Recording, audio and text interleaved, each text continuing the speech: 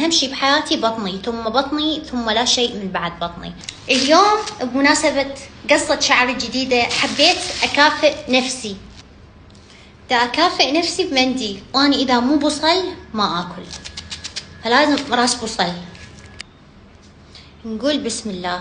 الله، شوف الشحم، وهيك لازم تاكلون. تخلون شوية هذا، شوية لحم، تسوون هيك.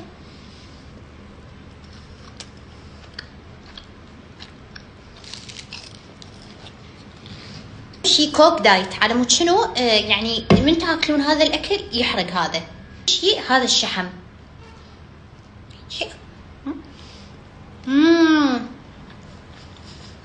تكتبوا لي بالتعليقات شلون تاكلينه ما تسمنين، شلون تاكلينه ما تسمنين. عادي يعني، تراني اسمن يعني، هم اسمن يعني، انسان اني، بس انا اعرف شو وقت يعني اسيطر واقول ها هي رانيا كافي بعد لا تاكلين. اويلي يا يمه يا ابويا، خلي اروح اكمل اني. محتاجين شي ما محتاجين شي، يلا هاي وحده على مودكم هاي.